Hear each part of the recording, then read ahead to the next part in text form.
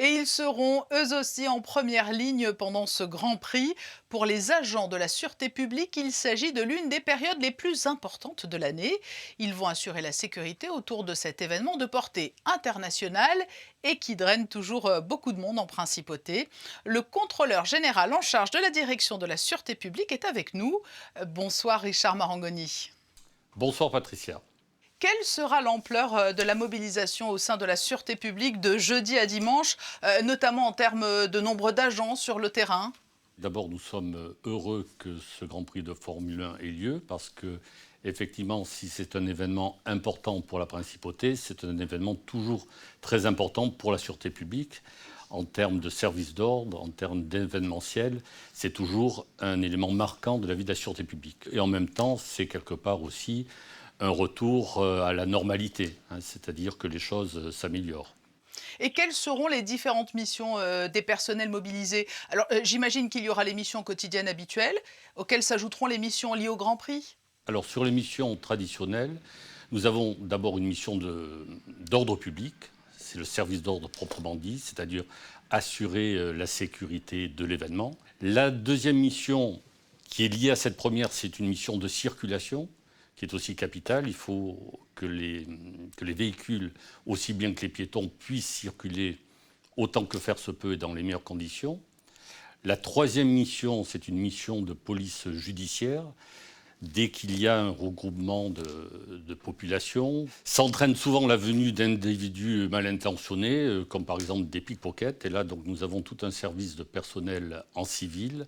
Et la quatrième mission, qui est une mission spécifique, mais aujourd'hui ô combien importante, et que nous remplissons depuis de nombreux mois aujourd'hui, c'est qu'effectivement, nous devons nous assurer que les normes sanitaires soient respectées, aussi bien en ville, aussi bien sur l'espace public, aussi bien dans les restaurants, aussi bien aux frontières. Et donc c'est une mission aujourd'hui qui est très très importante. Et pour ce faire, nous aurons à peu près au quotidien un effectif de presque 500 personnes, puisque nous serons renforcés pour l'événement par deux compagnies de CRS, une qui sera là sur les 4 jours et une deuxième qui viendra en renfort sur le week-end. Mais donc cela signifie que les contrôles aux frontières et en mer vont être renforcés? Pour le Grand Prix de Formule 1, nous aurons aussi un dispositif de contrôle aux frontières qui sera adapté en fonction de cet événement, qui sera pas tout à fait similaire à ceux qu'il y a eu pour les deux autres Grands Prix, mais qui sera assez important tout de même. Et bien sûr, dans le domaine maritime, nous aurons un contrôle puisque nous filtrerons tous les bateaux qui rentreront et qui sortiront du port Hercule, avec aussi une contrainte particulière pour les bateaux, puisqu'il y aura une jauge de passagers maximale qui sera imposée à tous les bateaux. Oui, parce que la Covid-19 entraîne forcément des aménagements ou des interventions plus spécifiques cette année? En termes d'organisation, ça sera notamment au niveau je dirais, de l'accès aux tribunes, c'est-à-dire que nonobstant les contrôles aux frontières, plus vous rapprocherez du circuit et plus vous vous rapprocherez des tribunes, et plus les contrôles seront intensifiés pour s'assurer que tous les spectateurs remplissent les protocoles qui seront bien sûr obligatoires. Et parmi ces protocoles, bien évidemment, le port du masque, hein. Absolument, absolument.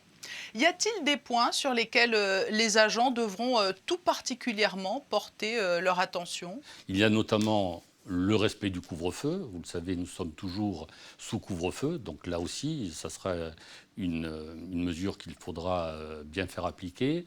Il y a aussi le contrôle des restaurants. Les restaurants seront ouverts le midi, seront ouverts pour le dîner. Donc là aussi, il faudra s'assurer que les normes sanitaires soient bien respectées, comme nous le faisons au quotidien, mais peut-être encore plus encore. Les bars aussi viennent de réouvrir récemment. Donc là aussi, nous aurons une activité particulière sur l'activité des bars. Combien de personnes sont attendues sur ce long week-end approximativement, hein? C'est difficile à dire. Vous savez que la jauge des spectateurs sera limitée à 7 500, sauf pour le vendredi. Les gens, je pense, ont une réelle envie d'assister à ce type d'événement. Ils ont une réelle envie d'un retour à une vie, entre guillemets, normale.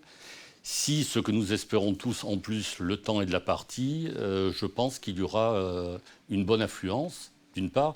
Et d'autre part, le Grand Prix génère toujours en ville une ambiance un peu particulière, un peu atypique, qui fait qu'il y a souvent des touristes qui ne viennent pas assister aux épreuves, mais qui viennent pour vivre un petit peu cette ambiance de la principauté pendant le Grand Prix.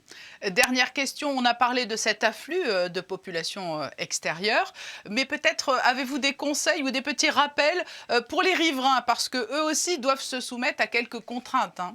Il y aura des conditions spécifiques pour accéder aux tribunes. Et bien sûr, pour les riverains, nous avons déjà entamé une certaine communication pour indiquer ce qu'il sera possible de faire, de ne pas faire en termes de déplacement, même si bien sûr nous mettrons tout en œuvre pour les faciliter. Et il faut surtout, je le rappellerai, dans ce contexte un peu particulier, respecter les normes sanitaires, les règles qui ont été préconisées par le gouvernement princier, parce que c'est quand même le principal. Le message est passé. Richard Marangoni, contrôleur général en charge de la direction de la sûreté publique, merci d'avoir été notre invité à la veille de ce Grand Prix 2021. Merci beaucoup Patricia, bonsoir.